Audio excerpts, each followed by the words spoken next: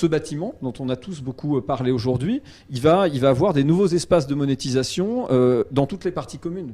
Pendant longtemps, finalement, la partie commune du bâtiment, que ce soit le toit, le sous-sol, le parking, les couloirs, a été abandonnée. Alors même si elle était commune, mais il n'empêche qu'elle n'était pas créatrice de valeur. En réalité, c'est des endroits dans lesquels on se croise tous.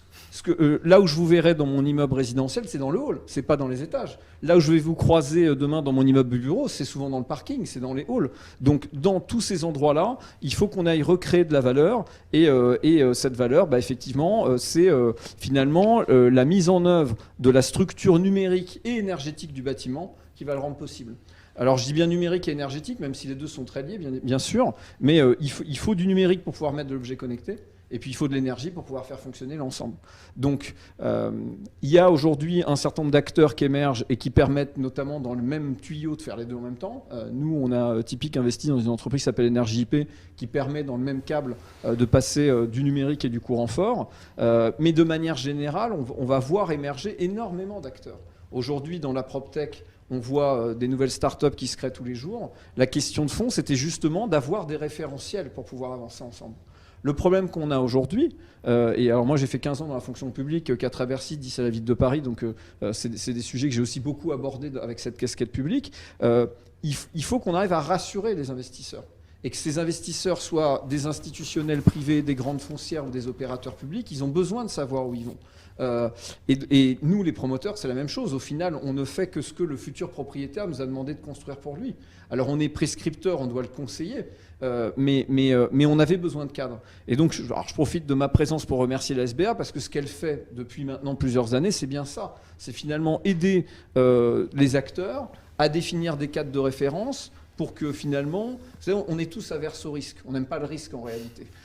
Parce que on a tous des tableurs Excel très bien formatés pour créer de la valeur. Et donc, dès qu'il faut commencer à bouger les lignes dans nos tableurs Excel, on est un peu mal à l'aise.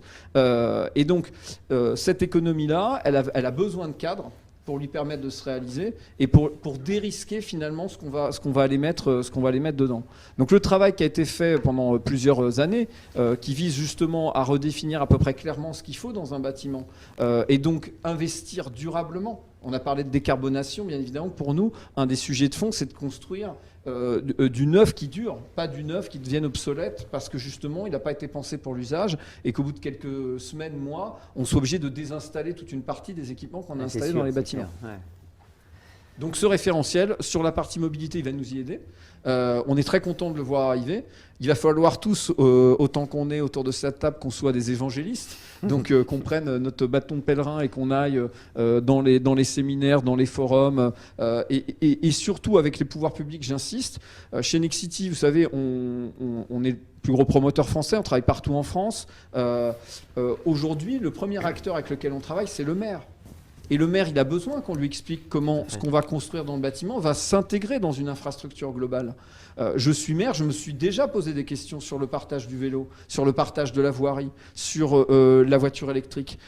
Nous, quand on arrive à construire un actif, on est guidé par le plan local d'urbanisme. Et ce plan local d'urbanisme, il nous dit des choses de ce qu'on attend dans les parkings et ainsi de suite. Avec ces référentiels-là, on va pouvoir aussi aller discuter avec ces élus, les rassurer sur le fait qu'il y a une base de travail et qu'elle est partagée, qu'elle a été faite, je répète, par des acteurs très différents qui viennent autant du monde de l'énergie, je répète, que des grandes foncières, que des bailleurs sociaux, que des aménageurs, que des promoteurs comme nous, et que finalement c'est une des directions dans laquelle il faut qu'on aille ensemble, en ayant un peu plus l'assurance aujourd'hui que cette vision elle est partagée.